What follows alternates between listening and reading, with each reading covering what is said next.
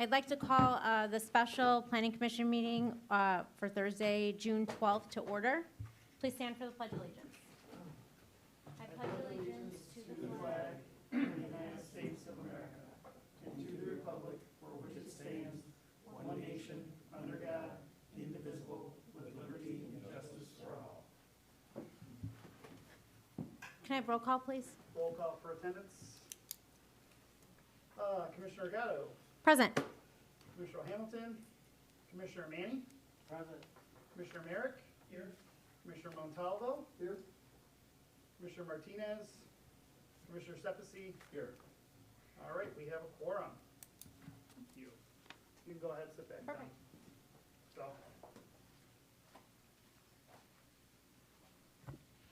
I'll just open the meeting as well. So, thank you, Angela. Yeah, so thank you guys for coming here. And thank you for coming here as well to join in. We sent this materials out. This is our last steering committee for like the draft of the plan. The next one will either be in front of a joint, everybody here, like the actual plan itself when it's drafted.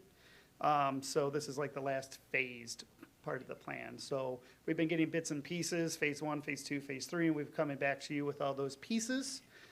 This is the end, but Lakota Group has already started drafting the full plan, which will take all these pieces, put them together, and there'll be, you know, connective tissue with each thing and some extra things you haven't seen yet, but mostly this is the end of the meat of the plan. So these are the opportunity sites. These are not hard and fast rules of like, this has to go here.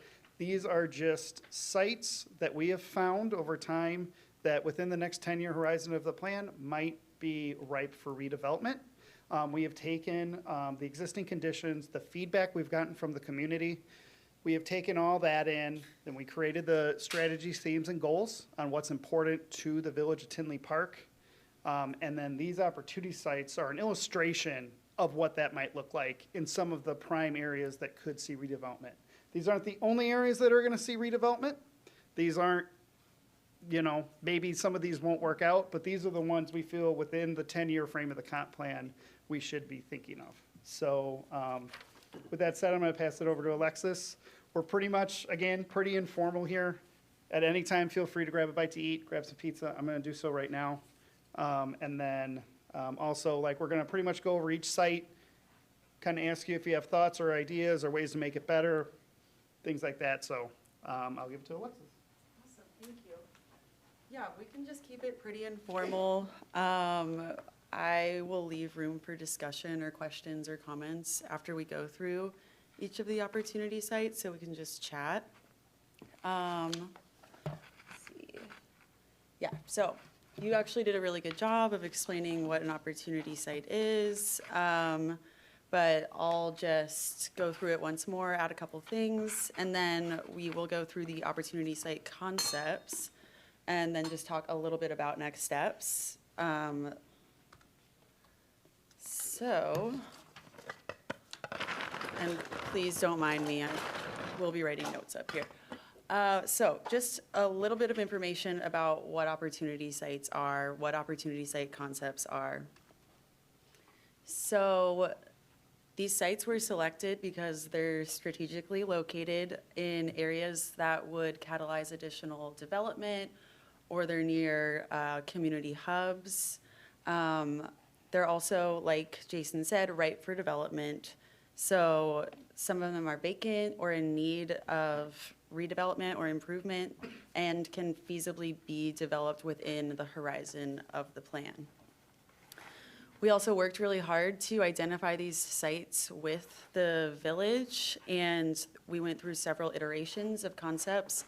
We talked to Public Works and other staff members, so these have been pretty well vetted, and we all established goals together that we wanted to achieve with these concepts. They're also aligned with the community vision. The first inspiration for some of these concepts was the feedback that we got during community engagement. So we want to make sure they're addressing some of the needs and desires of the community. And these are just guidelines. Yes, this is what we believe the best form of development would be on the site, but it's flexible. A developer may come in and do something different, but we can show these, or the village can show these to developers and say, this is what we want, this is vetted by the community. It's not listed on here, but all of these are meant to be context sensitive and reasonable, just based on the market and then the surrounding land uses. So just like you wouldn't put like an industrial facility in the middle of a neighborhood, you wouldn't put like a community hub in the middle of an agricultural area or like an office park area. All right, do you guys have any questions, first of all? Because then we can just dive into the concepts. Okay.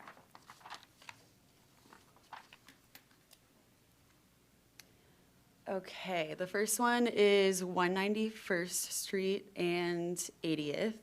So it's just south of the Panduit facility, and it's surrounded by agriculture, big box commercial, light industrial, and one of our primary goals for the development of the site is economic development, employment opportunities, and kind of like what I was saying before, it's not in the middle of a neighborhood.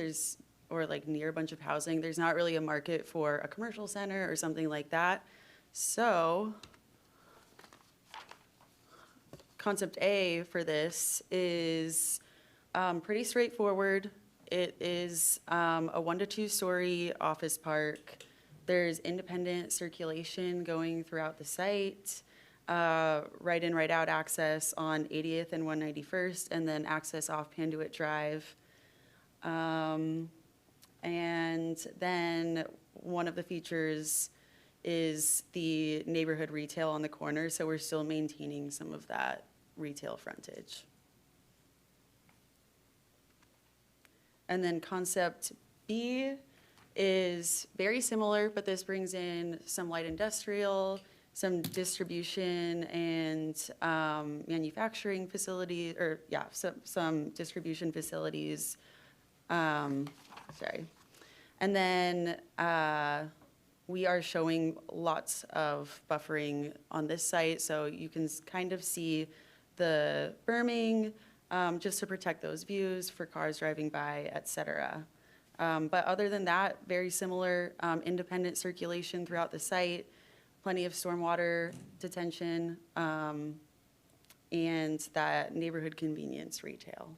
So I know this isn't the most exciting concept of all of them, but do you guys have any comments, questions? I have a question. So, and maybe you know about the bigger ones, but maybe other folks up front do.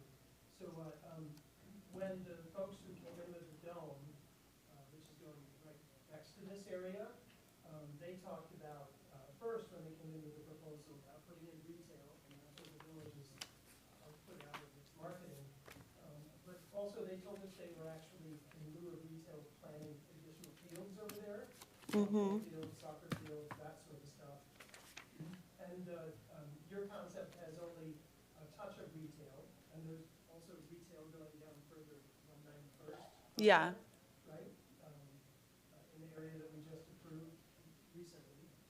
So can you talk about the viability of retail versus other concepts here? So you're not planning here to do retail because it doesn't make a lot of sense to try to add retail. But right next door, we were told originally that they planned to do retail, and that made sense. So I'm trying to understand, as part of that corridor, 191st makes sense for doing light industrial because it's a major highway, it leads right to the expressway, right? So you use that for intermodal sorts of stuff. I don't know how big of, if it's an office park that has light industrial, you'll have semis and those sorts of things moving in and through that space with traffic. So can you talk about that broader piece, how that interlocks with other spaces that we agreed to, two different spaces, and then how this one fits? Alexis, can I jump in? Yeah. Because I know the background of this whole Yes, region. yes. So for the most part, this property and Greystone, originally, when Panduit was built, this was all gonna be office park. It was all gonna be corporate offices, we're creating an office campus over here and things like that. COVID happened, office space demands declined. certain things just started going a different way. So we started pivoting towards when the Sports Dome came in and they were looking for a spot and the Greystone property was available, we started working with them to see what could we do here. At the same time, Larry Deb on the south side of 191st came and wanted to do the Brookside Creek Retail Center. So we had two already big developers starting to invest and saying, we're gonna do retail along this corridor. And services on top of that, right? The Dome, it was more of a service, that they're not selling goods, it's providing a service, right? And they may attract other like things, training facilities or, physical therapy, things like that. So those outlots are kind of made for that. We're kind of have like, we want to do the entertainment to the east. Brookside is retail to the north and south now. And then this is more service, and then hopefully like those, and like now we're kind of blending back into, because if you keep looking, Panduit's there. Yep. And you have more office and more manufacturing as you get towards Mokina. So these are two options to start blending back over into more, originally this was gonna be a place where we were gonna create jobs, right? And be a work area off the interstate. Obviously, that's pivoted to the properties to the east and south. So this is still trying to grab onto that original vision, either by offices or by warehousing or things like that. When we started this plan, warehousing was a little hot, and a year later, it's not so much.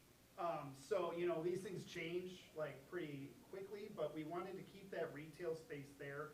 Obviously, if retail wanted to keep expanding along 191st, it would definitely be something we would amend the plan or something like that. I think this mostly just shows like, typically we'll get like single family homes or things like that, and they all want 3 or 4 entrances off of it, So this is really showing kind of like that realistic, like, okay, like this is really what we want here, and it helps transition from the commercial into these more like manufacturing, light industrial. And the office is better for the tax base for us, rather than the light manufacturing and these other things as well? Yeah, I think we prefer the offices with the commercial. I think we'd still love to see business parks here.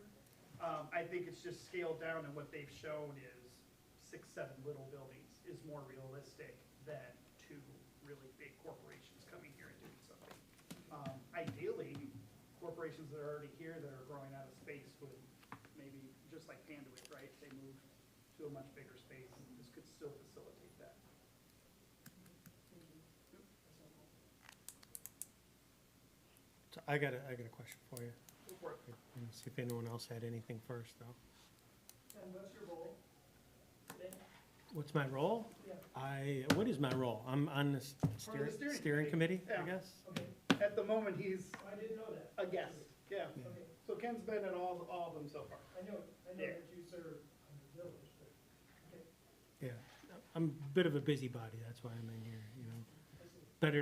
Better to ask all my questions as the process is going, as opposed to at the end, right? But I appreciate it. And, I'm actually only sitting up here so I can have the computer and I can't sit in those chairs, but that's a whole nother thing. Can we just baseline this real quick to make sure I'm understanding what the ask is here? For all of these, we're showing typically multiple concepts. Is the output intended to be selection of a concept, or do we intend to have in the plan a couple of different ideas, which as we develop over time, it gives us options? Is that, Multiple, this is 2, we had 3 or 4, like, there's certain sites we had 3 or 4 for, and over the past couple of months, like, with staff, with everybody, we've narrowed things down, so okay, community development first, and then we took it to DRT, which is Public Works, Police, Marketing. Everybody kind of was like, and then they had questions like, okay, can you ask SB Friedman if that's financially like realistic to have something like that? And they're like, oh, good point. So like what Alexis says is like, yes, we're shooting for something we want, but we also want to make sure it's not like impossible. So yes, for this one, I think we would show both, because I think both would give flexibility to what we want to see. okay. And so is it also fair to say that, yes, the pictures and the plans are nice, but what's more important is being able to clearly express the principles and the goals Yes. as part of it? Yes. So that when a project comes down the road and it goes before the planning department, plan commission, you have something to go against, right? Does this align with the stated goals or not, right? Okay.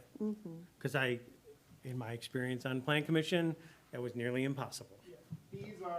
These are illustrations of our themes and goals Okay. in the most high bar way. So I actually appreciate that, I don't know what the other options were, but this allows us to pivot, and, I mean, even, you know, one is light industrial, one is primarily office, but who's to say it's not some hybrid of the two down the road? Do we have anything to evaluate an estimate, because nobody knows, of the long-term market for any of these? And I don't need chapter and verse on them, I'm just like, yes, right? Because if we're all like, we see this on, you know, with Plan Commission, and the public is like, oh, we don't want this, right? We don't want that, but the market is telling us that that's what the market wants, right? And so we can build a bunch of single-family homes, but if that's not what the market is, then, so, anyway,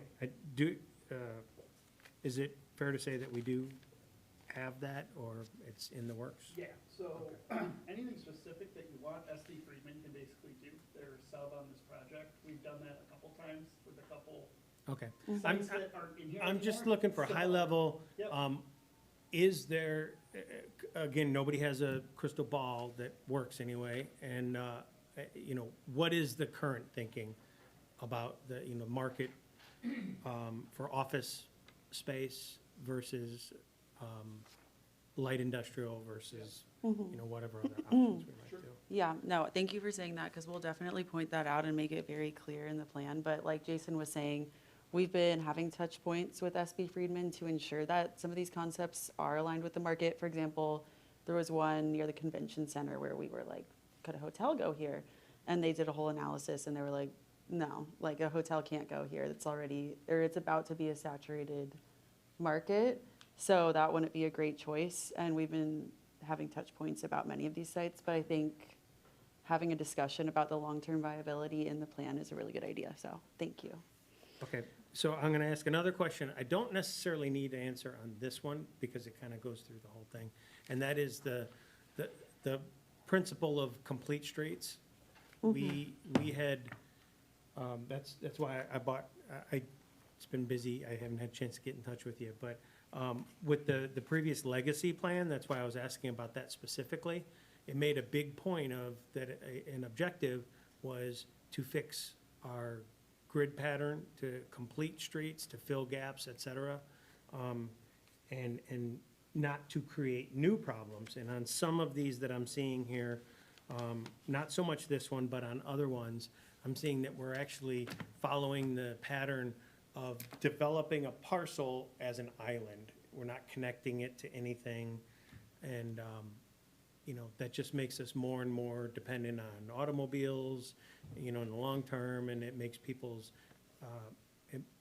it blocks the main arteries, because people have to come out of something to go down and then go back into the thing that's like right next door, right?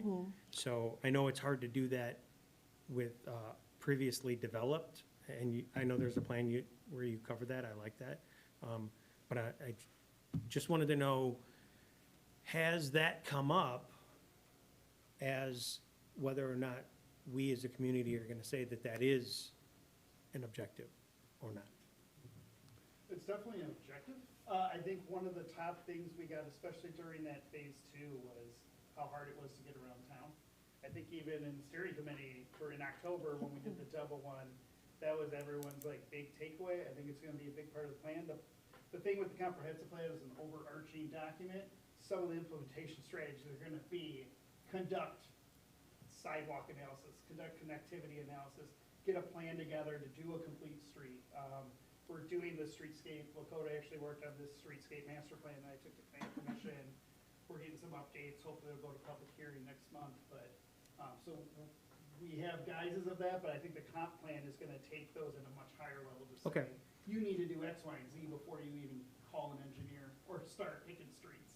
Because you need a systematic approach to fix these problems. Yeah, so I have my own opinion on it, but I'm just one person, right? And this is, you know, the staff, the administration, the board, and the public have to approve that. I'm just saying that if that is intended to be a stated objective, then just, I think it should be like out there. And it should be something that we're looking at all the way throughout. And I won't harp on that too much as we go through, but there are examples of it in here. Yeah, definitely point it out as we go, please. All right. Last question on this sorry. is, no, we list that corner as neighborhood convenience retail. Is that and there's a lot of parking around it, so is that, the neighborhoods are south of it? Is that kind of the intent that we're kind of servicing, that's the neighborhood that we're servicing? Probably neighborhood is just to describe, correct me if I'm wrong, probably the scale of development. Yes. As opposed to big box store versus, Okay, small scale, looks like a small scale, single-story strip center. Mhm, With, yeah. you know, 6 tenants in it. Right. all right, I think I- that's fair. Yeah, and I tried to bring in some character imagery to just give a sense of what it could look like. I think the one that I showed here is like a little like grocery co-op, just like something tiny like that, but something that is like convenient for people to go to on their way from point A to point B. All right, appreciate that. Okay. So, this site, LaGrange Road and 183rd Street, this is an incredible opportunity just due to its proximity to the highway, and then also all of the residential neighborhoods around it. So, there are existing plans, things that are definitely going into this area, and we wanted to make sure to incorporate those into the plan, so I'll point those out when we go through the concept, but there's gas and wash going in, a True Hotel, a Marriott Hotel, and then a townhome development to the north. But our overall goal for this area was to create something more vibrant, more mixed use, just showing the range of potential uses that could occur on this site. And another goal was to show a potential public works site concept. So I will let you check that out. There's a lot to take in here. Can I give a little more background? Just so. Yeah, you know, yeah, where of we're at. course. So Gas and Wash is in, the True Hotel is still going through their process. The Marriotts are the 2 hotels, those were approved a couple years ago, one's being built. Recently, WLS has let us know that they are decommissioning that, tower. Now, they're either getting rid of it entirely, or they're gonna make it about half the size. We don't know either one way. We annexed them into the community last year, so it is officially part, it was actually unincorporated since it was built. So it's now in the village, it's potential, so we actually have a little more control over what goes there. It kind of led us to thinking about this area a little bit larger than just the intersection of 183rd and LaGrange. The owner to the north wants to do residential there. It's currently zoned to ORI. He has not had a good time the past 20 years trying to get ORI there. Our concept with the new developments there, they are auto-oriented, but you are right off the interstate. So denser family housing transitioning to the east to the townhomes would be a good idea. We wanted to keep some commercial in the area, try and make it a little more walkable if we're gonna build a new neighborhood here. But basically, the townhomes and the multifamily, that's not like a done deal or anything. That's just, we know the owner's intentions. During this whole comprehensive plan, it's part of our job to go and talk to owners and pieces with sites like this to say, what do you even want? Because they're just as much as a stakeholder in clearly, you know, our development for the future. Then the public works facility is just something that has been in discussion for a while. The site to the east of it was under consideration for being purchased to house a new facility. So while this might not be where public works goes, It's just, again, to show that concept of like, in the next 5 to 10 years, it's gonna need to move. We're gonna have to do some evaluation of our public facilities to determine how we're gonna grow over the next 20 or 30 years. So this could be a clean site to do that.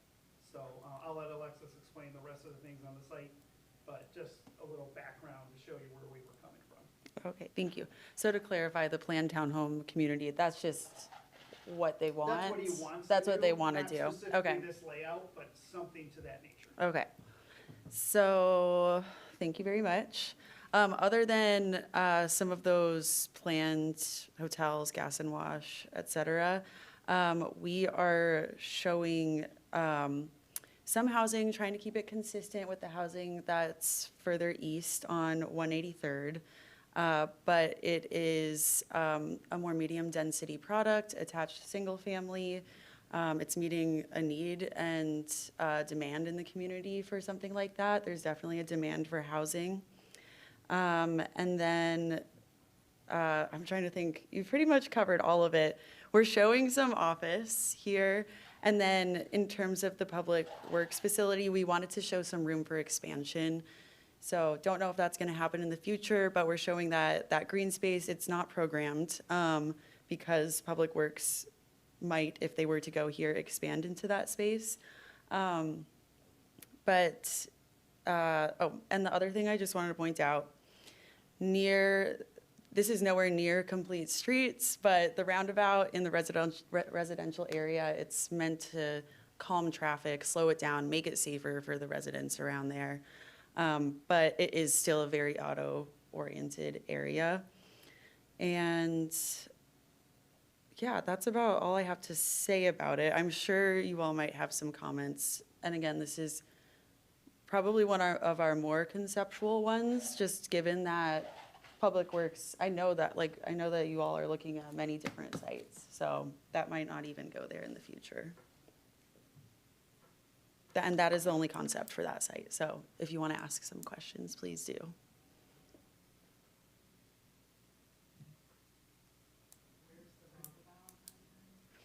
On the east side.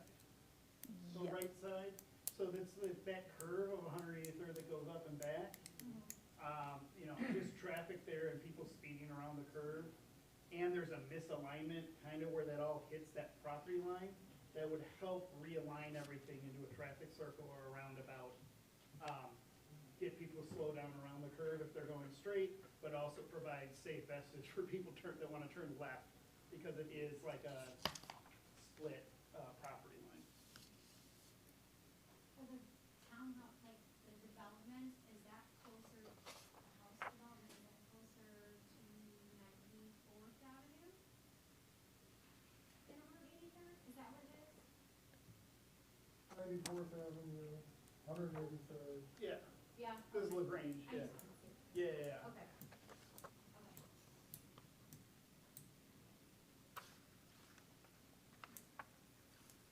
So I don't have questions, but I think people, planning commission, don't hate this area. Because of the way in which the automobility doesn't really work, right? I think even if you had a stoplight there, it's not, I have a hard time, I refuse to go use that gas station there because I just saw today, dropping my brother off at softball practice, 2 people taking a left turn out of the inn only, from 183rd out of gas and wash, and sitting halfway across traffic, waiting for the light to turn so they can cut in. And I worry about building up more things that will drive more vehicles through this space when it's not capable. And then, as I mentioned before, I'm still convinced that, through traffic calming measures and through other investment in infrastructure, that we could make it more walkable. Even if that little parcel that is gas and wash and all the hotels and a couple of restaurants isn't that walkable, but right now it's a disaster. Yeah. That's my take. So, I'd love a lot of tender care about thinking about how we could develop this area in a way that doesn't exacerbate what's already wrong with it. And then I just, for conceptual things, I also think since we're kind of bounded and there's not that much more growth that we have, I know spaces, and maybe we can incorporate some things. And as an administrator in higher ed, where everybody keeps thinking we're gonna grow, right? At some point, it's not really about growth, it's about reinvestment into the community.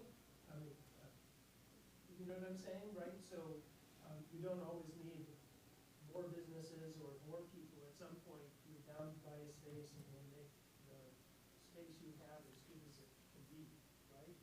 So, which I think of as different than growth, Mm-hmm. per se, right? Growth can be good for its own sake, but I think the broader piece of livability matters more than just growth. Yeah, absolutely. And I know that when we go through all of these concepts, it seems like, oh, we're like really trying to develop all of these sites like right now. But I think you would agree, Jason, like realistically, that's not gonna happen. But if in the near future, someone does wanna come and develop a site, we sort of need to have a plan in place to help guide that. And to address the pedestrian connections, some of these sites, it's just so large that you can't really see, but there are pedestrian connections throughout this that they're just, yeah, it's pretty much the size of a thread in this image. I had the same comment on every one. I was like, can we show these? They're like, well, we can make them 20 feet wide so you can see them. We're doing it at such a large scale, like, it's hard to see, but I guess my question for you, just in general, and you may not have an answer for it, is there a less intense use of these properties you'd Yeah. like to see as opposed to like dense housing or commercial or another hotel? No, I'm actually in favor of more dense housing across, obviously across the US, right? We've got a housing problem in the country, and we can be part of that answer through infill, through more dense stuff. So, and I'm not against developing these areas or growth, I just want to be thinking about, there's an end to growth at some point when everything's bound and everything's built. That's really all I'm just getting at there. So I don't have a preference one way or another. I just really want to think, because when we've been kind of designing or responding to investors' desires about building hotels and other things in these areas, and the gas and wash, we've added lots more car flow and traffic into that space. And at every turn, multiple people have mentioned trying to make it more pedestrian friendly. But we've added more cars, but not done any of that other work at this stage. That's my take. And so I want us to be really intentional, knowing, of course, that right off the expressway is going to be an automobile-centered space, right? Sure. It doesn't mean that it can't also be safe for pedestrians in some way, shape, or form, especially if housing's thinking. Yeah, I think like we said, those connections off 183rd, trying to limit those, the roundabout kind of came in. There might be another layout too, where only connections from the east roads are, just to make sure you're getting more cars off 183rd there, right? Because you're already creating, White Eagle Drive and 183rd is creating an issue already. So it's a good point. So a couple of quick comments there. I'm probably in the minority, but I actually like traffic circles. I like believe- it too. I believe that's more of a traffic circle than a true roundabout, right? Based on the size. Yeah. So I have no problem putting it in the plan, but if you guys know the history in the town here in the past 15 years or so, We tried to sneak one in. yeah, well, I know. I saw the survey. yeah, so I think the way you phrase that right there is exactly the thing, that's how the public took it. So I'm in favor of it, and before we ever get to the point where we're actually trying to plan this, I think there's a ton of public education and advocacy that needs to be done there, but, I think just from our point of view, it solved a problem over there that with all these weird alignments, that would actually work. I actually wrote my notes here, it's still a strange arrangement. I Yeah, just don't have a better idea for you. Yeah. So,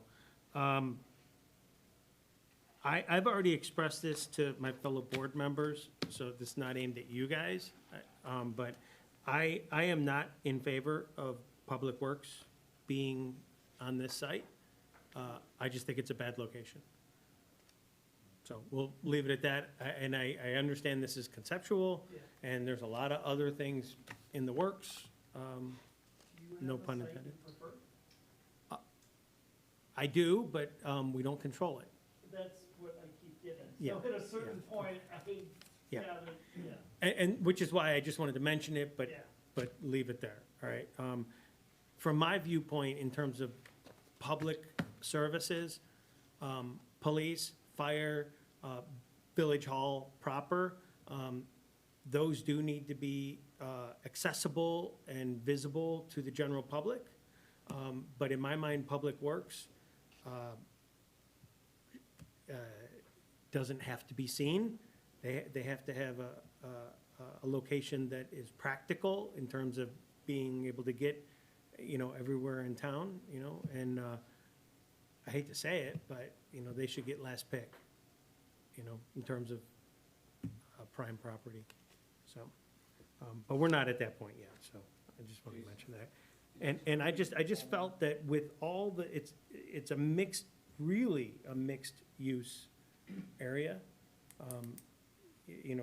Light office, hotels, denser townhomes, single family to the east, all that.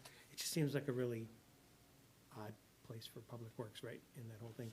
And it's rather visible from I-80 also, which I know it's hard to get to from I-80, but it's prime real estate in terms of visibility. So I just think there's a better use for it. Sure. But we'll leave it at that. Is this, if it's built here, is this gonna be the only public works facility in town? Or are they gonna keep the other one? Size-wise, so here's where we're at. Size-wise, they told us they would need something about half the size of the WLS. If they wanted to do a complete, like that extra room, that's a salt dome, that's a salt shed, that's other parking and other things that they would need. It would, ideally, they would like to all be on one big site altogether. This is one of the few that would kind of accommodate that. It was close to I-80, so you could get, in LaGrange, you can get north-south quickly, and you can get east and then north-south over there. Ideally, you want your stuff centralized, which it's centralized now off 183rd. That property has to be used for a public use.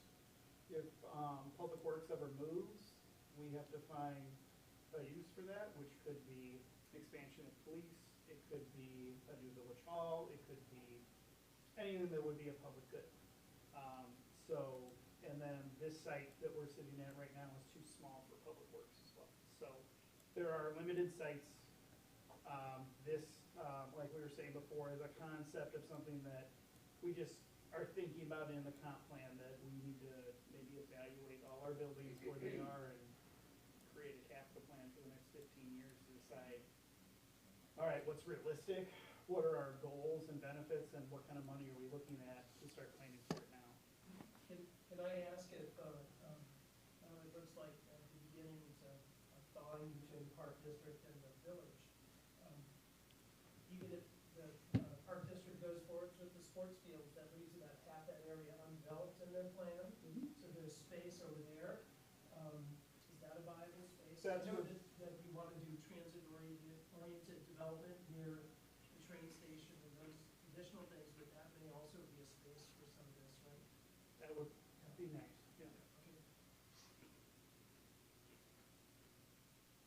Okay. Awesome. To answer your question, the only other parcel I can really think of is, I think some of it's owned by the village, is that J-shaped parcel by, south of Tinley Park High School, all the way down to the corner of Ridgeland and 183rd. It's zoned R3. It's kind of an awkward space, but, And then put a bike path in it too. yes. And that's also, never mind, we'll talk about that some other time.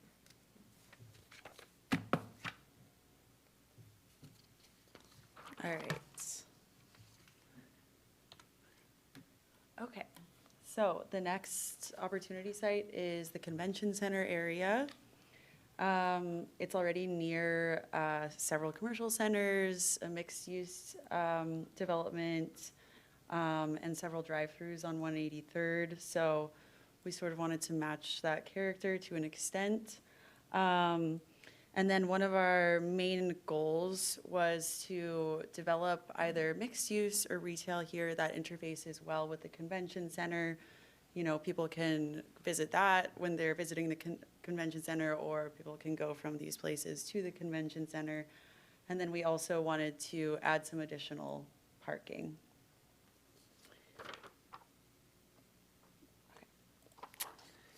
So concept A is a mixed-use concept. Wait, is that up? Yes, okay, great. So it shows a 4-story mixed-use building with about 60 units, and then first floor retail, that could be shops, restaurants, cafes, what have you. And then there could also be underground parking beneath that, as well as additional surface parking, which could be shared between that building and the convention center.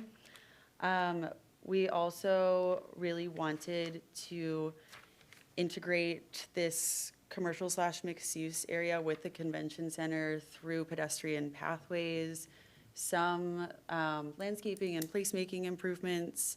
So it's very tiny, but there is a pathway that leads from that area through the detention green space area to a gazebo, and then people can safely get from 183rd all the way down to the convention center. And concept B, very similar. It's a little bit more traditional approach to commercial, so just 1-story retail. We put an office building in there as well, like a tiny office building, and still showing those pedestrian connections, some additional parking for the convention center, but otherwise it is pretty much very similar to the first concept. And then this was one where we talked about doing a hotel, but just market-wise, that would not work here. There's already a hotel nearby. There are already so many hotels being built. So we cut it down to 2 concepts for this one. Do you have anything to add? 2 things. So concept A with the mixed-use building, both concepts are to help facilitate the convention center and the hotel. So if we're adding either retail on the bottom or adding separate buildings nearby, we wanted to create some pedestrian access. We added that little gazebo, walking around the detention area, just a way for, like, yes, there's a restaurant in the Even Hotel, but maybe if there's some other stuff nearby, you're at the hotel, you can just walk to it, right? You're already in a giant sea of asphalt, at least give yourself a way to go walk. So the mixed-use concept is kind of pulling from across the street and coming down. There's a 4-story, 5-story? 4-story. Is it 4-story mixed use across the street? Oh, So it's oh, kind of across the street, I don't know. coming this way and kind of mirroring that to kind of start creating a little bit more of that. The other concept with the 4 buildings is kind of coming from what's over on the west side and kind of bringing that over this way. So it kind of gives 2 concepts, but they both serve the function to help the viability of the convention center and the hotel there, to offer more places. I think our biggest thing too is kind of like with the complete streets, this is a concept for this site, but we have to start working on ways to get people to walk across the street west and north. It's not on this site, but those would be like concepts. If this ever came to fruition, we'd have to find a way to get people across 183rd somehow. And because there's a LA Fitness right there. If you're staying at the hotel, you just, I understand that even hotels like fitness hotel, but you could walk over there, but right now it's not very friendly. So these are trying to get us in the right direction of getting this whole area to work as one, as opposed, kind of blended together, as opposed to just sticking a new thing there and calling it a day. So, I understand the concept A, even though I've been there across the street. But it is, if there is something big going on in the convention center, like if you were a resident living in that building, it's like impossible. I live down the street, it's impossible to even get around. Like this past weekend, 183rd shut down. I couldn't even go out on 183rd. It was a nightmare. Yeah. So honestly, I would say putting restaurants in this area so that people from the convention center and hotel can walk over to that area would be a better concept than putting residential above and then commercial concept be a little I bit like- more that's yeah. focused towards Yeah, I like eating concept spaces? A, yeah, Or B, better, with yeah, more eating spaces, things like that, Yes. without the additional housing. yes. Because any resident that's living in there is gonna be super annoyed that they can't even get out their parking lot because there's so many people everywhere. And you did mention it, that underground parking. Yeah. Yeah, I mean, and we had problems in, downtown, right, with, that being affordable for developers to do that as well. Yeah. So they had they originally had a 3-story building there. And we asked for more units. And they said, well, you could do underground parking. He's like, you're limited by parking there, even if you're doing 1-to-1 or 1.5 to 1, depending on the size of the units or things conceptually. So we can call out underground, but you're right, it says potential there for a reason.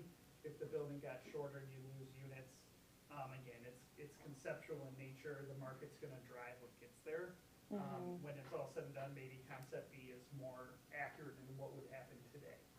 Yeah, yeah, it's like a balancing act, right? Because if you have less units, then it's not viable for the developer. They can't really afford it as with those rents. But yeah, I really liked your point. I Anybody think else feel like residential, like apartments here might not work? I don't think it is. No? I just think because, just like Angela said, the congestion there, you come out on 183rd Street off Oak Park, like when I leave home, and it feels like you're in downtown Chicago. Yeah, it's crazy. This has to be Yeah, in the you just front. can't move. I think putting more restaurants or venues and stuff for people to do things right in the hotel zone there would maybe keep some of that traffic away if they can walk to a restaurant, as long as it's quality stuff. I mean, you don't want everything there to be a Burger King, especially that Burger King.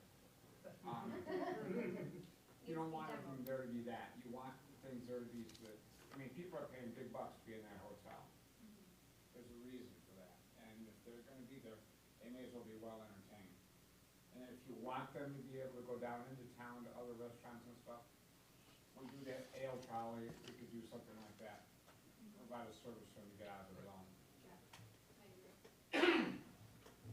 yeah, I agree with you too. So just devil's advocate, your point about the building across the street, the Dunkin' Donuts building, I actually used to live in that building.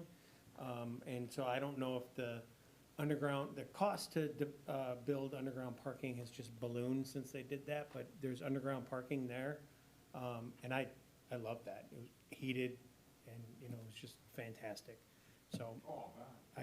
I think that was good. And the problem with that building today is it just sits out there all by itself, right? And so from my view, recognizing the concerns that you just said, I think that there is value in kind of giving it a partner, you know, to kind of build that up there. But again, the market's gonna drive that, a developer's gonna drive that when they come in. So it's important to have this so that we set up our objectives and our guardrails as opposed to saying, well, we don't know what we want, and then the developer comes in and tells you what they want. So, but on that, and I think, I don't know that this fully addresses Angela's concern there, but one thing that's always bothered me about the convention center is that not considering that little exit drive to the east, there's really one way in and one way out. And I've looked at this a million times, and I've never thought to ask the question, so now I'm asking it. All of the land to the south is incorporated. There's a huge area that I'm assuming is retention there. There's a pond and a fountain and everything. But that big OR area that's zoned ORI, it's like WIJS or something like that. And it looks like they own, there's two parcels, but it looks like they own both. Have we ever looked at putting some sort of southern entrance exit there that either goes straight along the ramp, right, hugs the ramp and connects to Oak Park Avenue, but that would probably be a little too close to the bridge? right? But rather, if you had it circle around and hug the, you know, the top of that ORI property, it would line up with that entryway, the boulevard entryway to the West Point Meadows there. Anyway, that was my thought, because that's a lot of land, and I don't know if that WIJS, you know, is ever gonna do something else with it. I was just looking them up, they're based out of Hammond, Indiana, I don't even know what they're doing here, but if we're talking comprehensive plan and, you know, putting concepts out there, I think that giving a second in and out to the convention center, yeah, that would be very useful, because people who are going to the south, think about this, if you're from the south or going to the south, you have to go out Convention Center Drive and then go over to Oak Park Avenue or get onto Harlem Avenue. You know, it's all a mess, right? But if you had some other option, and then that makes, I know that's not identified as one of our opportunity sites, but it kind of in effect would be. So, anyway, something to think about there. I know we have the, what is it, the Union Ditch or something that goes across there? I think that's the Union Ditch. It is. And then you have the wetlands. I'm sure there's all sorts of, you know, MWRD concerns there, which is probably why it was never developed in the first And then place. they're gonna say it's gonna be a bridge, and then you're gonna be like, well, never mind that. Yeah. But, I think it's something to at least consider and show at least some sort of second out from the convention center, right? I mean, Yeah. like you said, it is a comp plan. This is where we at least wanna talk about it. Like I said, just showing public works somewhere else. Showing, I don't know if it would be shown on the, opportunity site per se, but somewhere in the plan evaluating, you know, within the transportation or mobility section, showing something like that. So just take a note on that. Maybe it's Yeah. an opportunity site, maybe it's somewhere else in the plan, but I think that's a good idea. I mean, in general too, getting across Harlem is also always in conversation here. Yeah. In this region, obviously, we're moving off the opportunity site, but Well, bridge over, tunnel under, something, Yeah, because to get to the other stuff on the other side, there's other hotels over there, there's other things, you could have more, you know, people getting to and from without clogging up Harlem and 183rd. So, yeah, That's the point I was gonna bring up, right? That this place is isolated to automobiles because of exactly that. I mean, there's some spots that are residential nearby that you could walk to there, but it's not, you know, there's some sidewalks on 183rd and Park, but very few. But the real problem is getting across Harlem, and then from that other side, getting across to what is the mental health complex that Temple's developed. You'd like all these businesses to be able to have access to all those people at the sports complex or the hotels without them having to be in their cars to drive 3 blocks or 4 blocks, right? So probably we work our investing that tax money into making walking easier. And it might even just be big lanes that you walk across with long waits, right?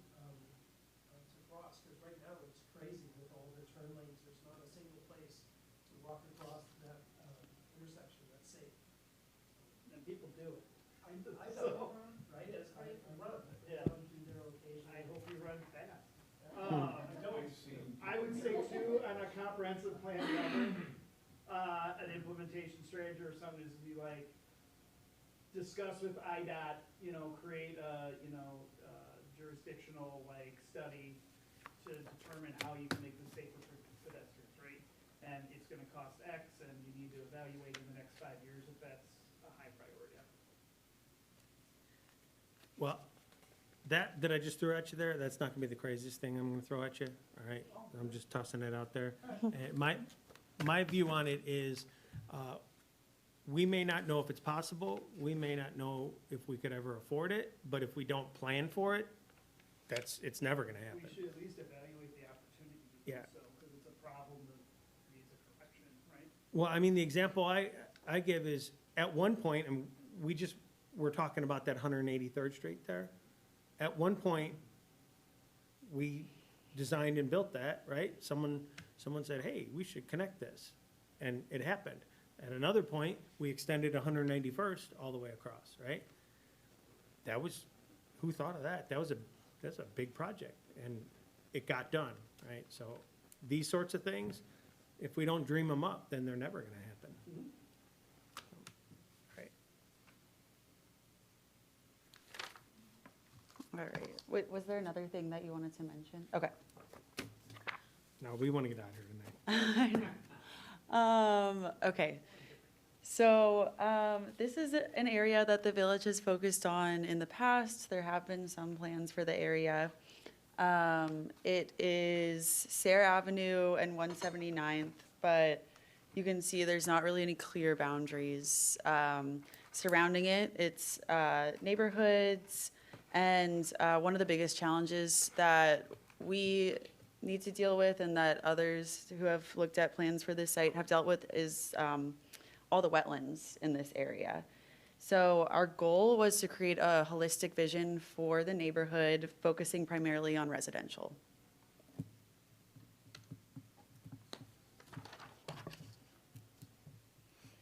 And then going off of that, we just wanted it to fit within the character of the area and feel like it belongs to the neighborhoods that are already there.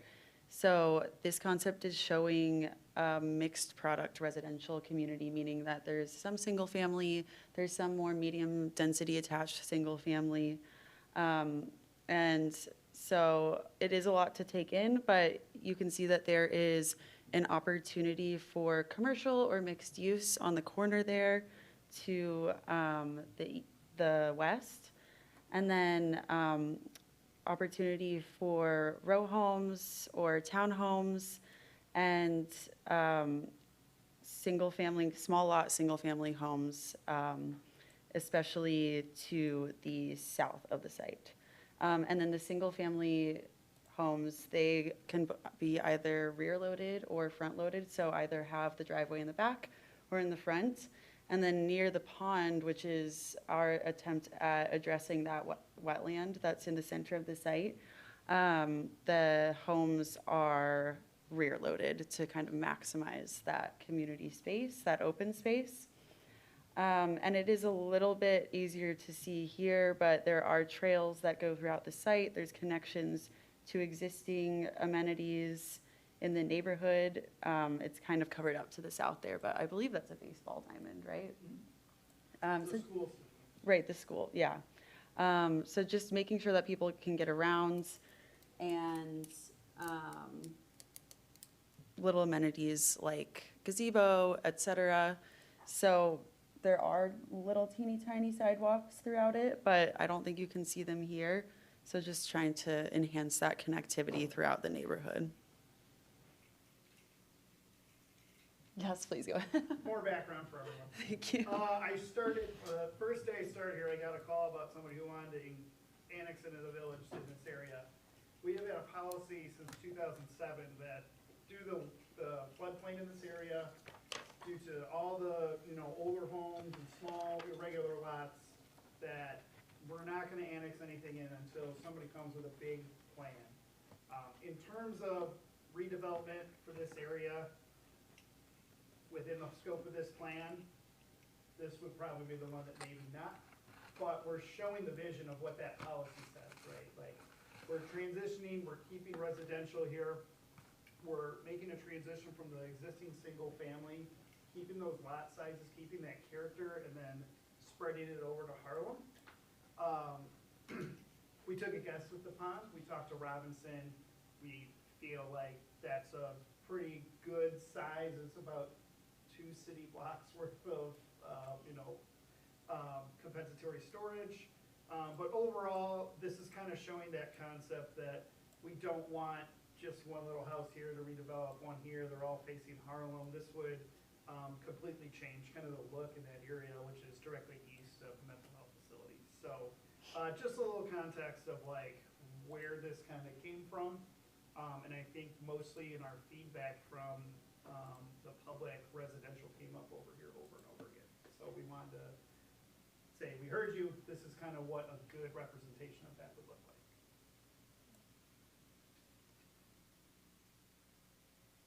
Story ended. So on this, I agree with the use that you just said.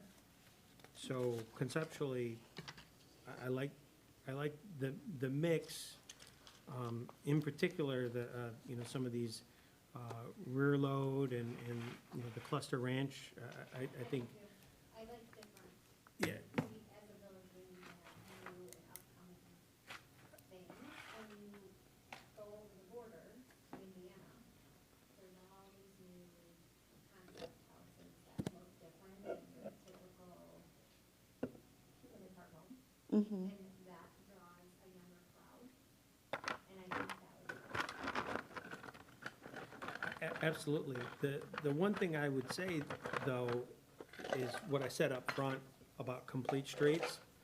This whole thing is conceptualized as an island unto itself. And I think we're really missing an opportunity to, if we do something like this, that it becomes an extension of our existing downtown neighborhoods. If we built it exactly like this, it's an island, and those people are never gonna feel like they're part of the downtown, and the downtown people are not gonna feel like they're part of that. So, just some of the streets, and I know it'd be difficult, I was looking at a lot of the right-of-ways and the lots and everything, it would take some creativity. But cutting through, I think like 181st Street has a right-of-way that at least goes halfway through. And if a developer came in and really did this in the grand scale that you're talking about, they would work that out.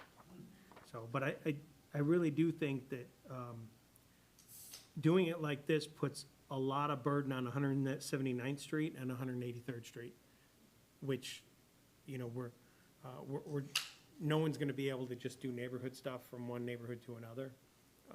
They're gonna have to go to a main artery, go around, and then come back in. And then on the southern end, we have that one neighborhood that's behind, I don't remember what it's called, Greenswilly or something like that? Glenswilly, that's it. There's one street that goes from Harlem to Sayre, just at 182nd Street, goes like that. In the legacy plan, the way it was originally envisioned was that road would then continue east, and it would dip, and then it would connect up to Oak Park Avenue.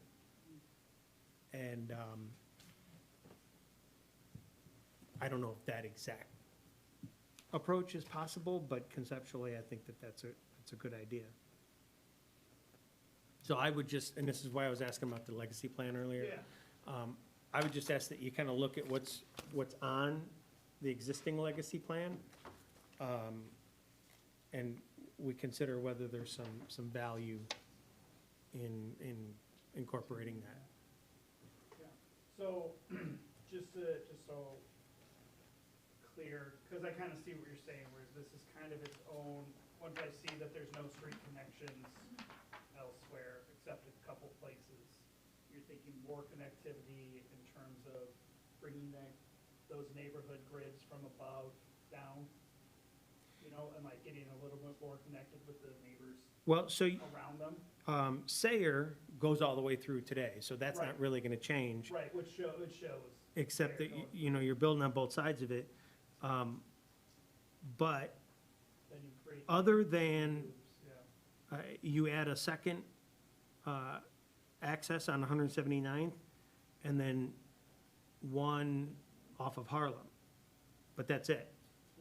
So we're adding 2 additional entryways in there, and again, we're pushing everything out. If you lived in the middle of that, for example, and you wanted to go over to, I don't know, Fox College or whatever's over there, you'd have to go all the way up to 179th, across and then down, right? And from a pedestrian standpoint, it's not inviting, right? Because we'd most likely have big fences through there and, you know, people in this part of town really, well, people in all parts of town really like to walk, right? So if they had a nice newer neighborhood to walk through, they would enjoy that. So, I feel like there's a walk there. There's a cut There through is the a middle cut school. through by the school, because I've done it, yeah, Yeah, yeah. that's existing on the Yeah. south, that's on the south end. Okay, you're talking about farther north. Yeah, I mean, like, But where would it cut through though? That would be all, there's all houses. well, that's why I said it would take some creativity. But if you look at 181st Street, it dead ends. And what's on the corner of that, is that, I forget what's there.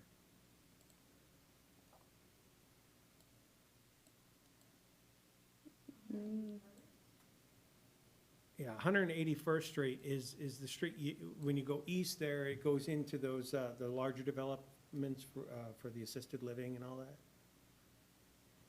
Yeah, it's to, But that ends at Ridgeland. it dead ends and then turns into a private drive into the, what is that there? Into the Highland neighborhood.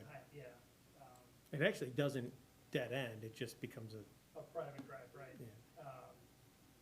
It turns and becomes Highland. Yep. I live right there. Oh, there you go.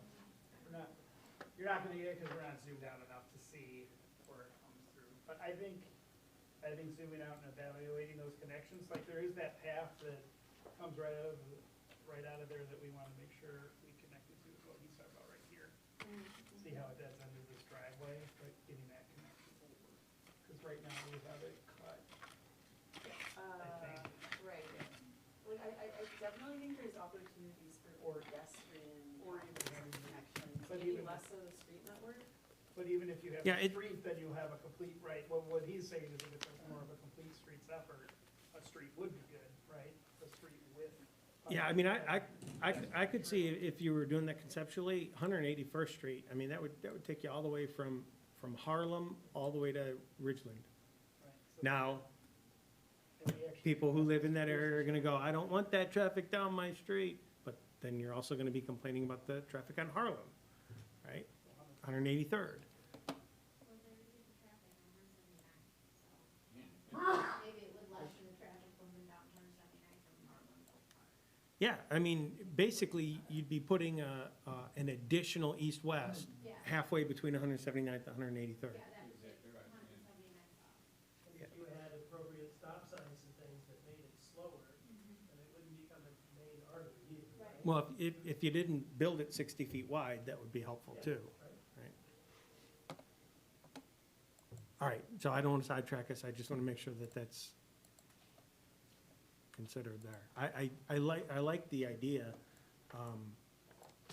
generally, that, You of like the general doing concept something, of the land uses that want of federally held. yeah, just making, I'm just not a big fan of, you know, having these pockets. I don't think it's a good development pattern.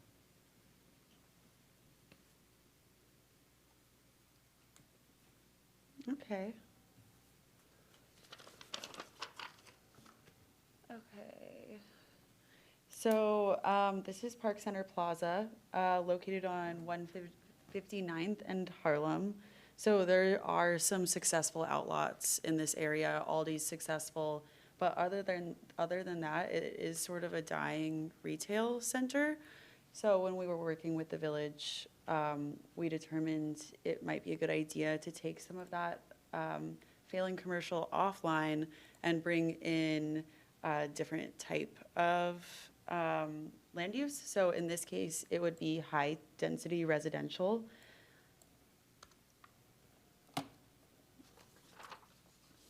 All right.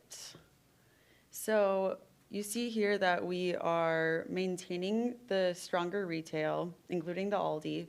There's a little note that says improved architectural character, so that would be facade improvements, just to give the existing commercial a bit of a facelift.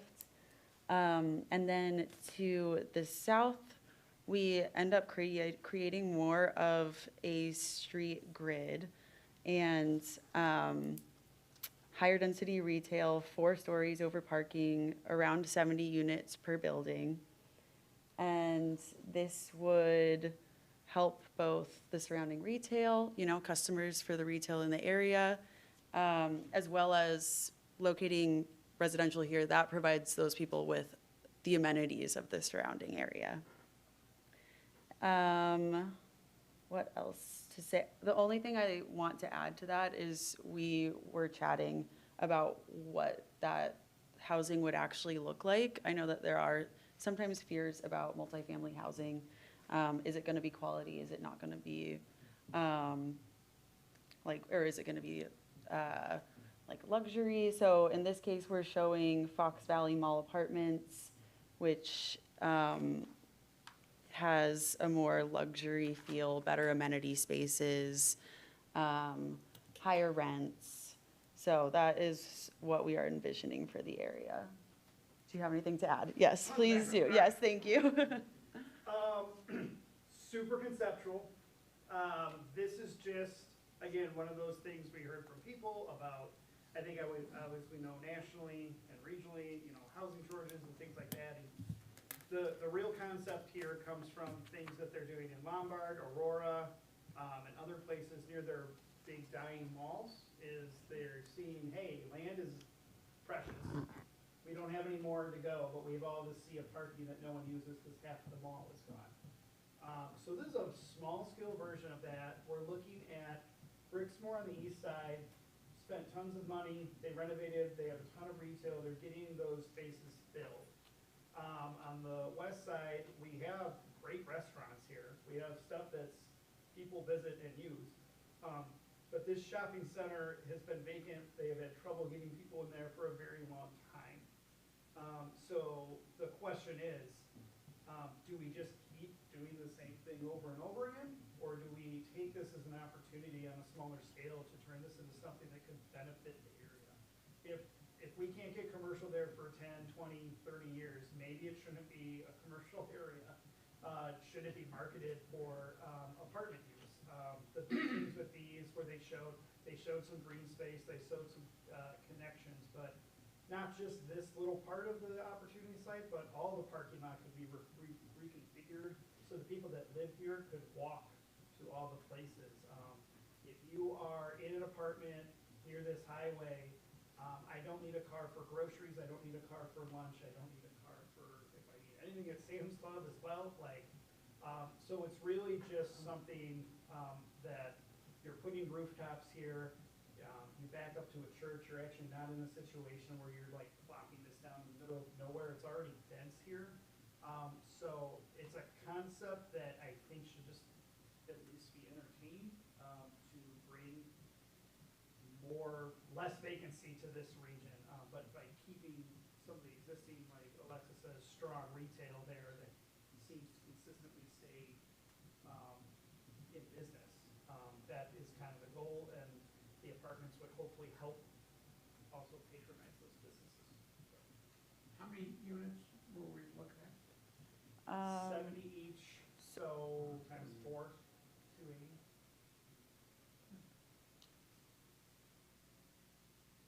Seemed really defensive, which is, sorry, for me, kind of funny, because it's obvious, right, as people get more and more of their retail without going to retail, we need to move away from having such heavy concentrations of retail.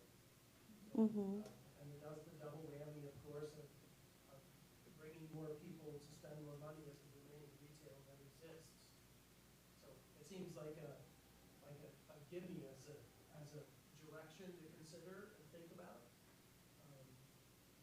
So Not to sound offensive, I love this, and I'm just like, I knew it could be scary, so like. Yeah. I mean, we heard a lot of this when we were doing the new concept for downtown, that people didn't want dense housing and those sorts of things. I get it. Change can be hard.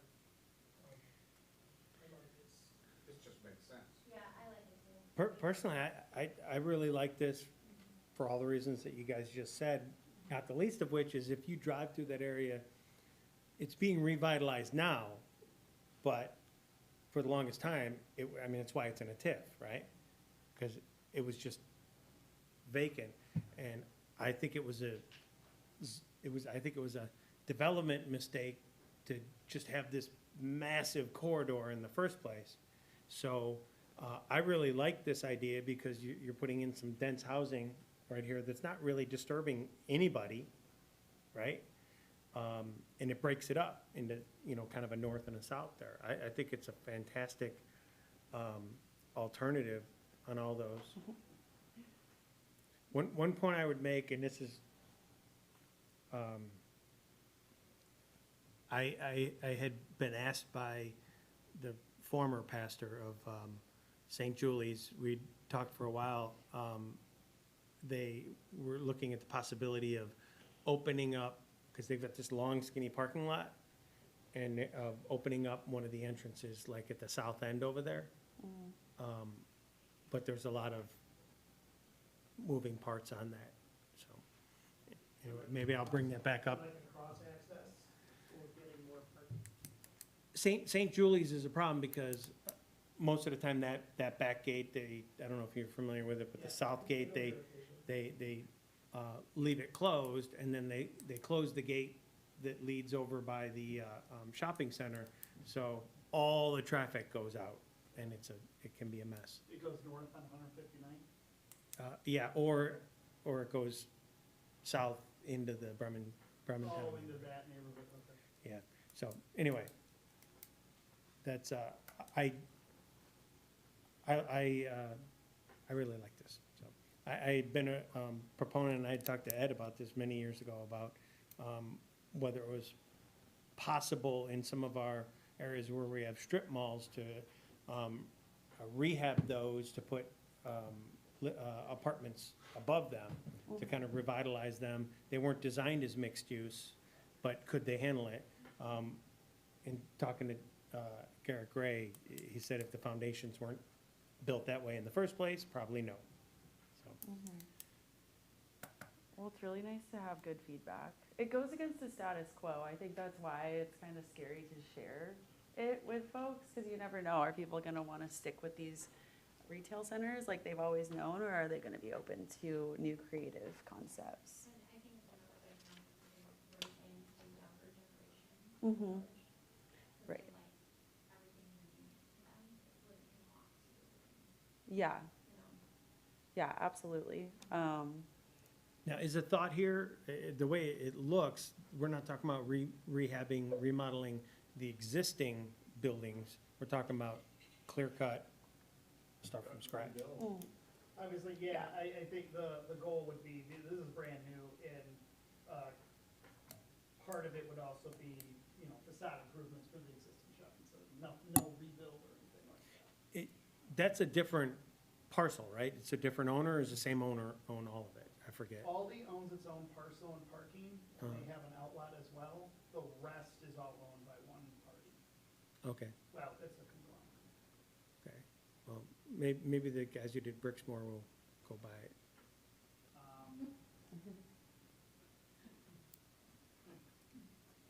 Never know.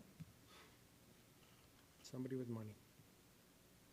All right. This is a fun one. The Creek Walk. So, one of the village's longstanding goals has been to take this kind of like drainage area and turn it into more of an amenity, a creek walk. And the village currently owns some parcels that are adjacent to the creek / this drainage area. And we wanted to get strategic with coming up with plans for those. Another goal was to move the VFW building because that is sinking a little bit, or it's just unstable.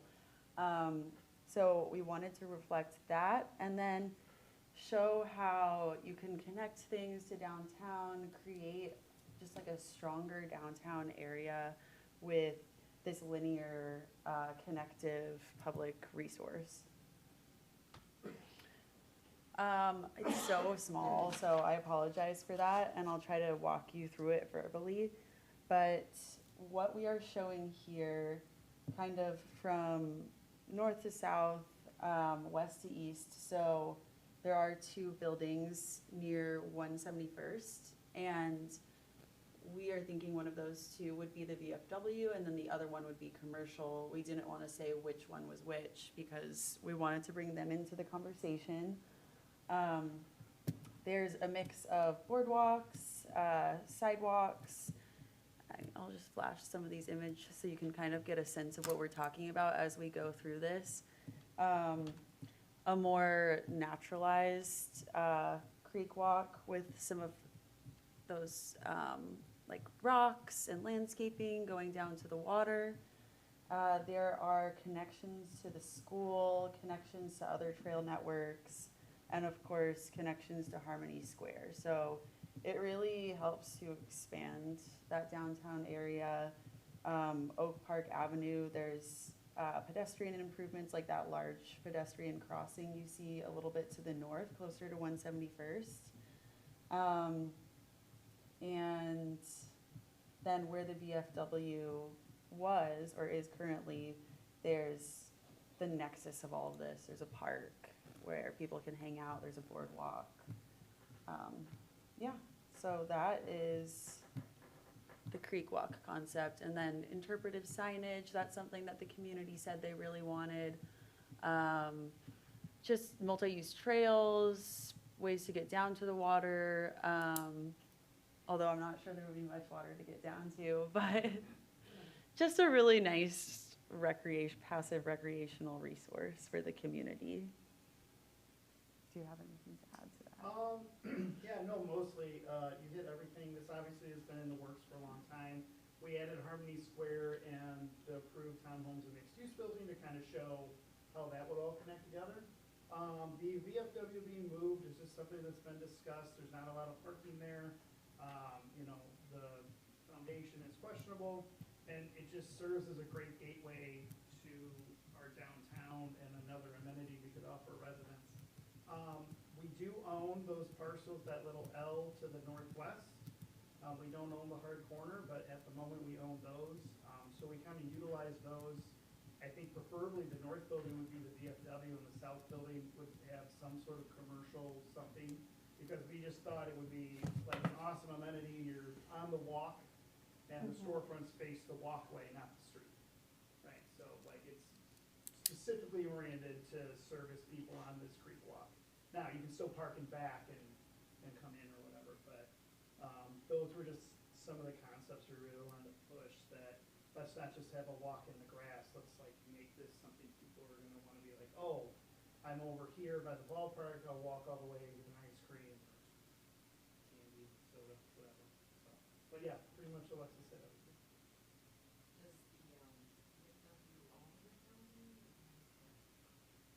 Yes. Yes, they do.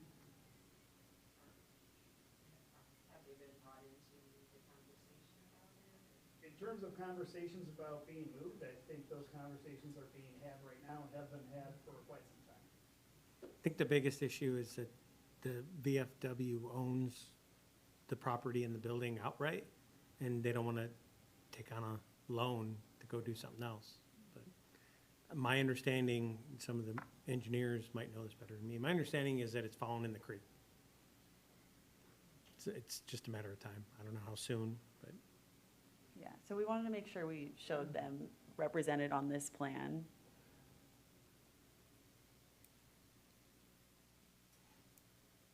It's a beautiful area already. You know, Yeah, minus some issues too there, but this is a regular spot where people walk and run already. Around this space.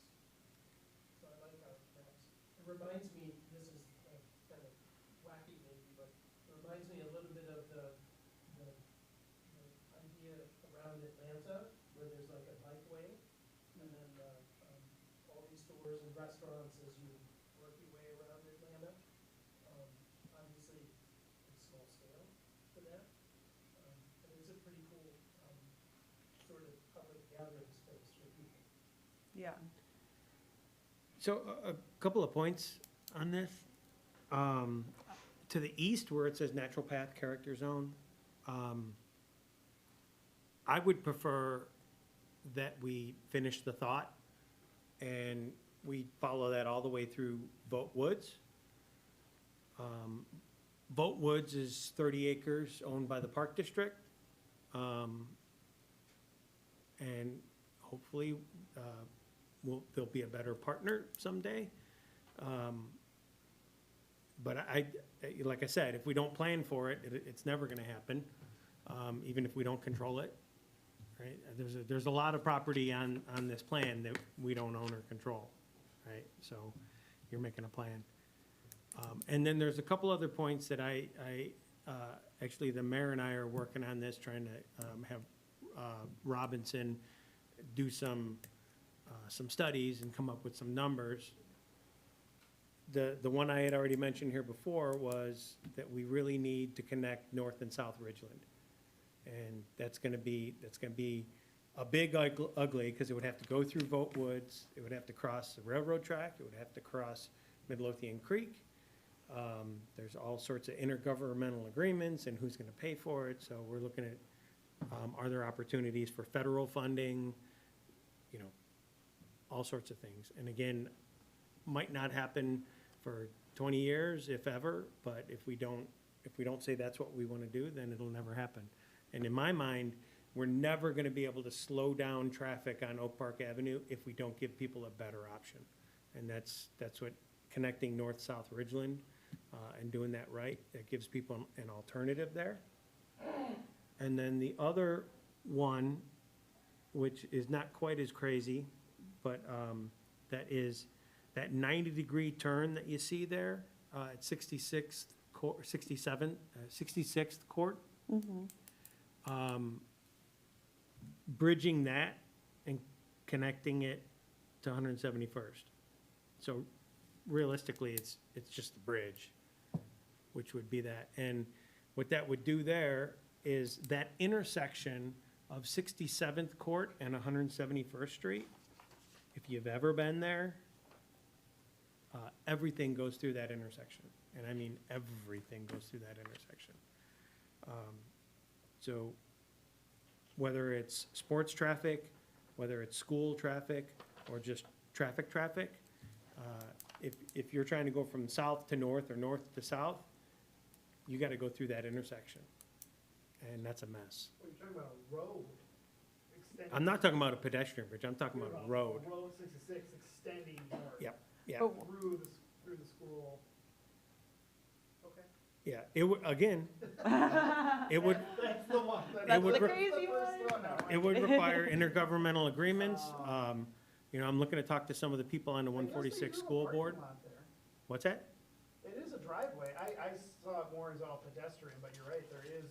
Oh, no, it's a It's, road. yeah. I mean, it's a road all the way through. Yeah. It would just be a little bit like off.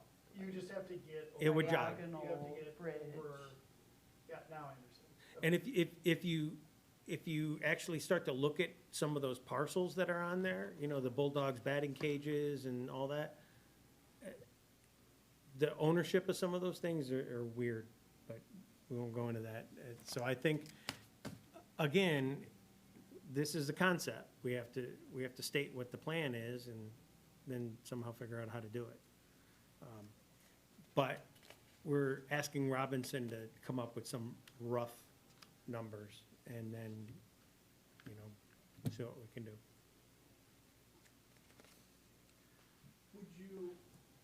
Would you mind, as opposed to showing it completely, just highlighting, asterisk stars, whatever, I'll be fancier, that probably looks better. Circling it out and kind of calling a call out box saying this is a potential, kind of just saying what you were just saying right there. This could be a connection point to help north-south traffic, and maybe this bridge over here is a potential way to do that. Or do you want it shown on the map itself?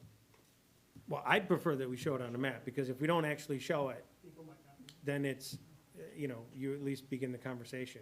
However, again, I'm one person, and if I can't convince enough people, then it's not gonna get on there. But I at least wanna have the conversation about it.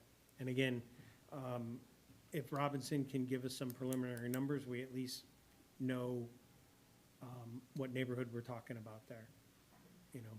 Robinson's yourself, so give them a call. Yeah, yeah. Well, I think, I don't want to go at them from two different directions. I think Mayor Glatz is already talking to them, so. Yeah, well, I mean, we'll wait for some direction from you on Yeah. that. I do wonder what, you know, families would say, like people that go to school, would they see that and get freaked out, maybe? I don't know.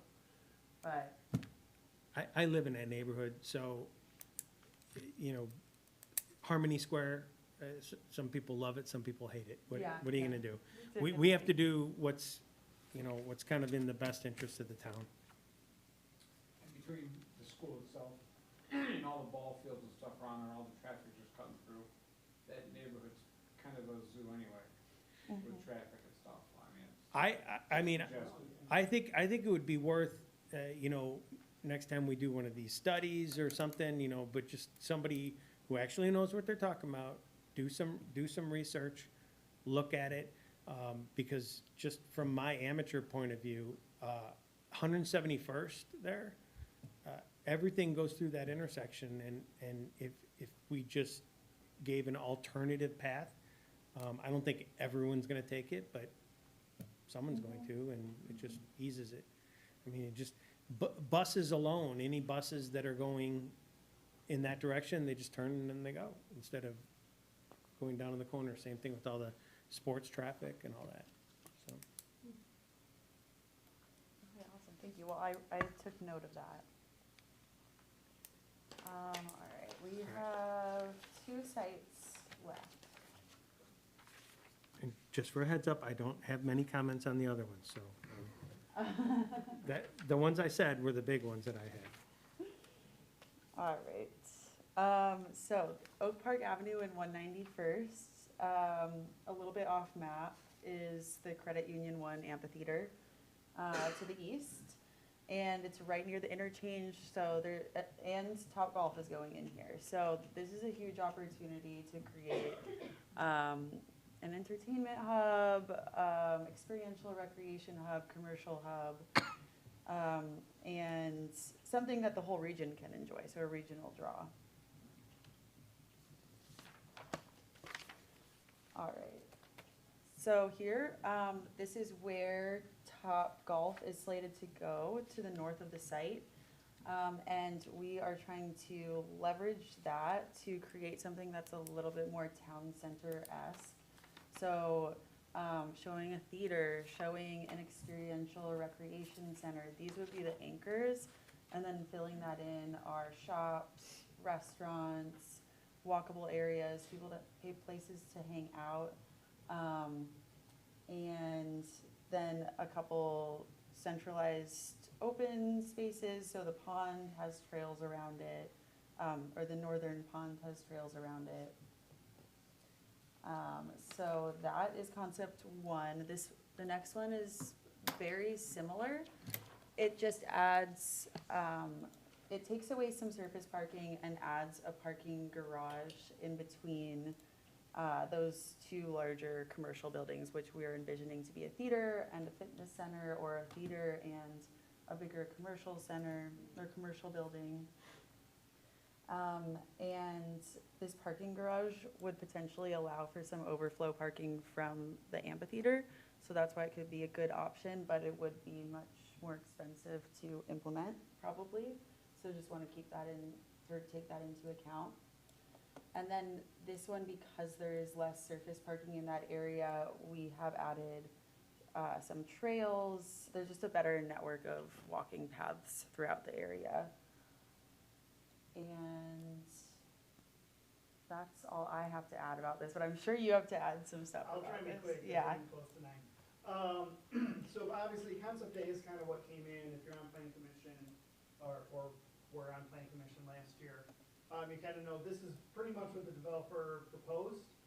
We gave it a little more depth to kind of show like some of the lots might be able to come together to form like a big, entertainment space. Basically, the PUD started focusing that this should be more of a services and a fun place to be, the Topgolf, you get chicken and pickle, and then you get Miller's Ale House, and you get a bunch of stuff, people come park, and then they walk around all the spaces.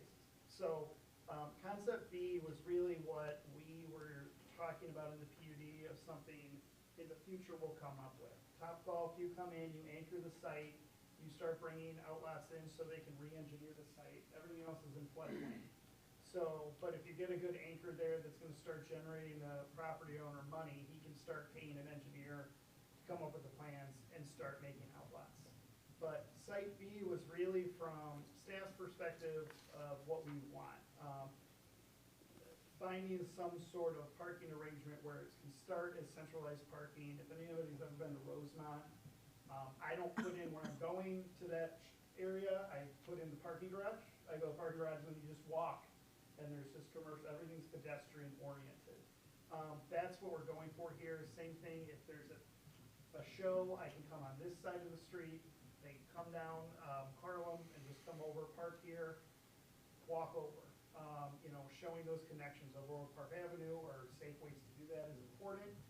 We're just trying to create like a long-term concept and there's probably, for the parking reps, there's probably more parking shown here than would actually be. The whole selling point to the developer would be, if you give us some property and we start with a surface lot, and as that, generates better and better, we can create a garage. You can utilize more of your property for businesses. And hey, look, we have more businesses now. So like even some of these lots, we might get 2 or 3 more because they don't need parking. So that's really the real concept is we want to focus, yes, it's off the interstate. Yes, you're going to take a car to get here. Let's get you all in one spot.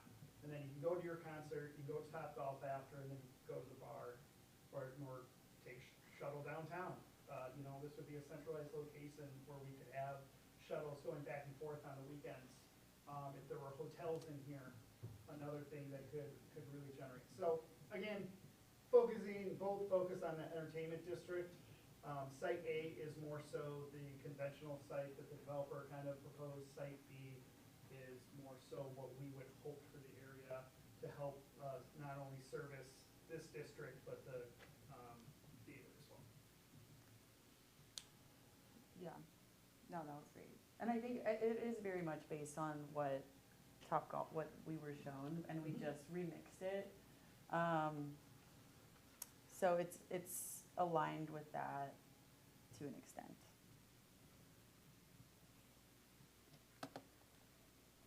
Yeah, those are the concepts. What do you guys think? So we talked a lot about this one when it came up, right? So we spent a lot of time with this.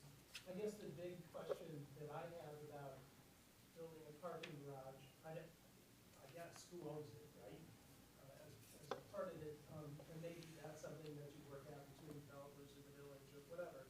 But the connection to the entertainment district and the amphitheater, and then thinking about the ways, like, of course, building something where people could walk across, like how late do shows go, and if we weren't just funneling everybody out with vehicles to get the hell out of there, when people walk back to this place, what sorts of places would be there that they could still go to, right? If the shows are at night, I don't know enough about how that residual would work to our benefit and for the folks that we could lure into that space. And I'd be interested in thinking about show times, endings, and then what's there that attracts people in ways that we want, right? Not that I have a problem with people going to bars after a show or but so I wonder how much that helps to have the amphitheater across the street, and if this is the best connection to it, or if this entertainment center is really more connected to the freeway exit. And Topgolf builds right off the expressway, and then they try to anchor those things. So I'd love to learn more and understand their concepts better. I'm cool with either, if they're viable and they would work. Yeah, so are you asking who the customer base would be? Or like how, I'm just wondering how the amphitheater across the street acts as a multiplier for this entertainment district, the ways in which they get tied together. Like, I can't imagine us, we talked about this before, about having a shuttle that heads downtown. If we really wanted a shuttle, we'd have it after the amphitheater let out now, right, to downtown made sense. I got a bunch of people who are gonna get out of the show, wanna hop on the shuttle, go to downtown Tinley, hang out for a bit, take a shuttle back to their car, and then go somewhere. I mean, But- honestly, Yeah.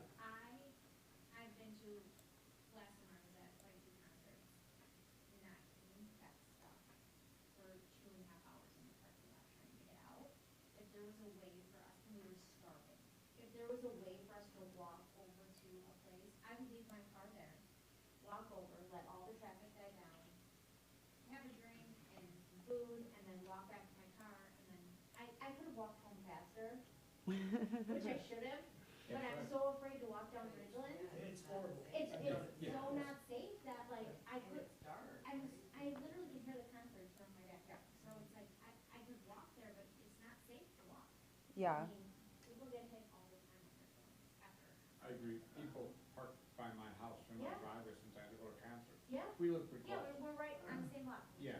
Yeah. We go, so people park their cars and walk all the way out to the Yeah. amphitheater. When they come back, they're more than slightly inebriated, and you wonder how they made that journey, Yeah.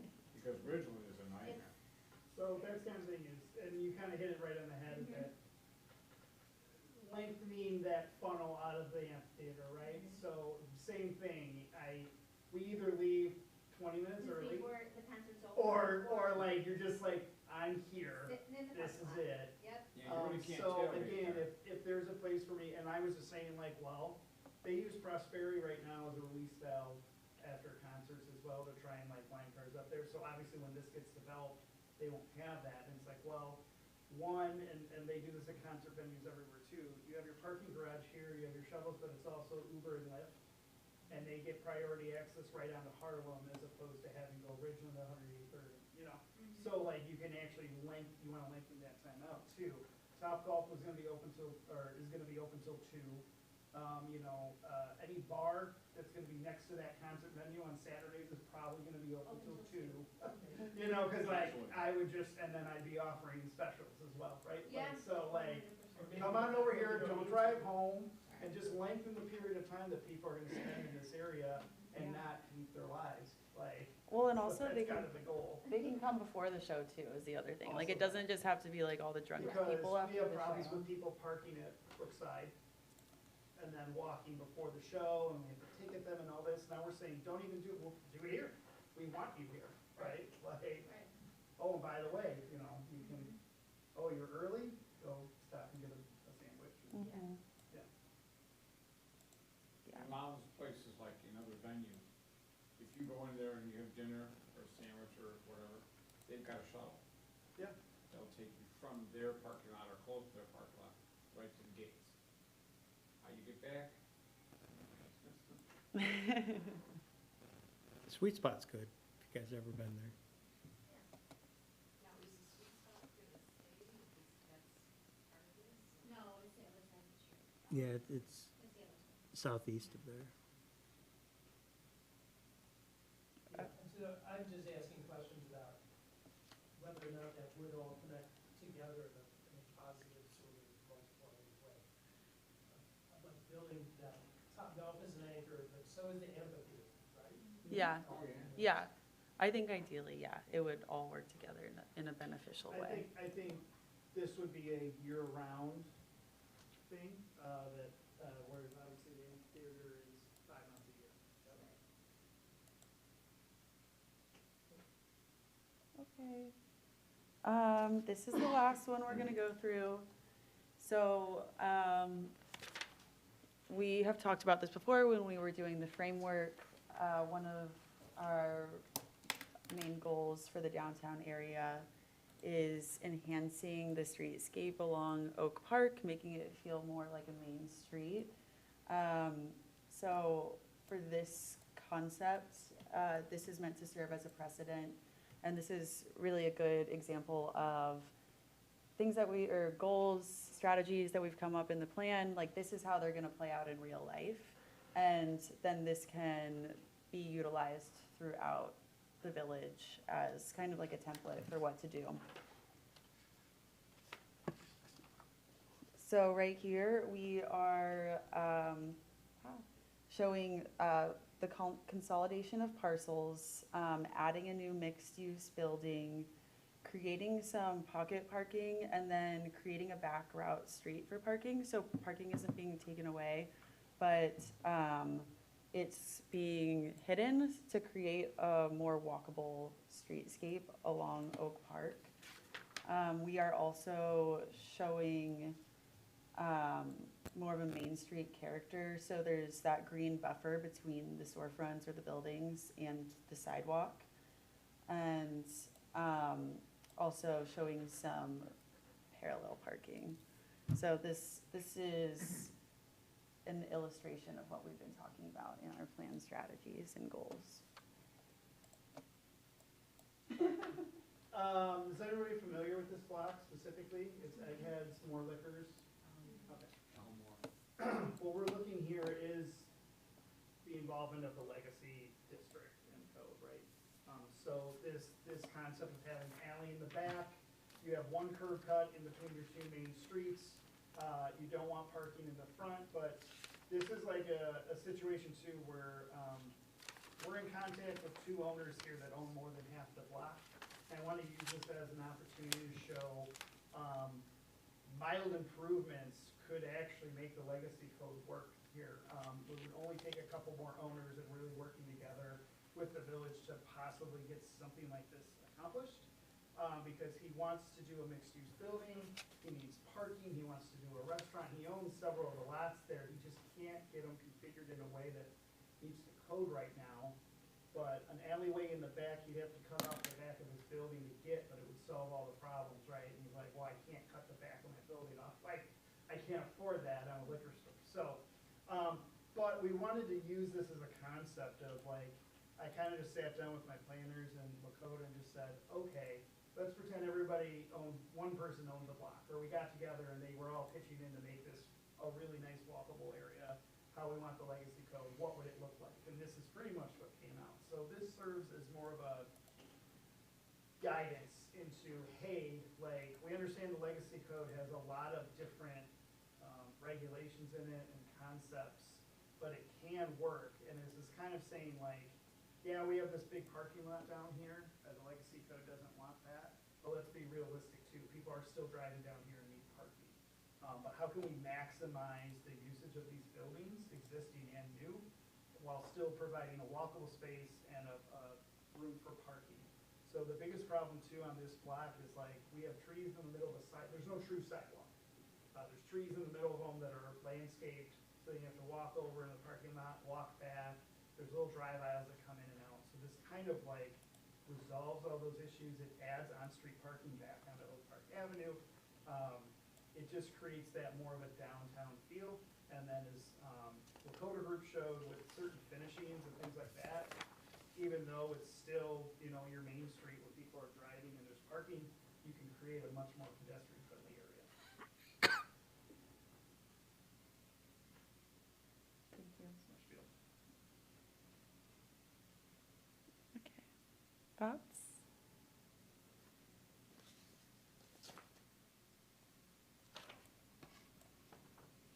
Do we like it? Do we hate it?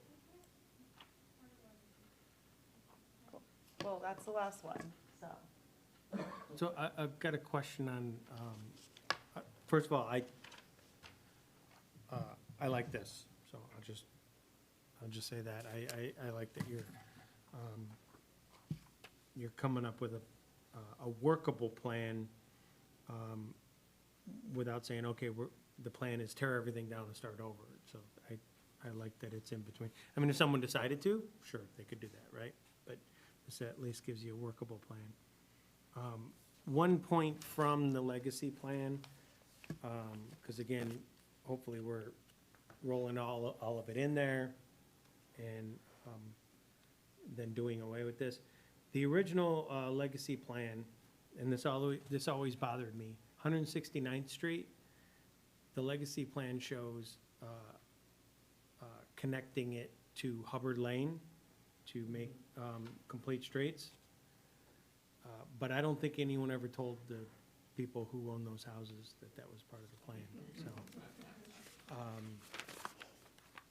I just wanted to highlight that. As I said earlier in the meeting, I like the idea of complete streets, but if we're gonna have it in the plan, we should make sure that we talk to the people who own the property, so. That's all I gotta say on that. I really like the conceptual plan there.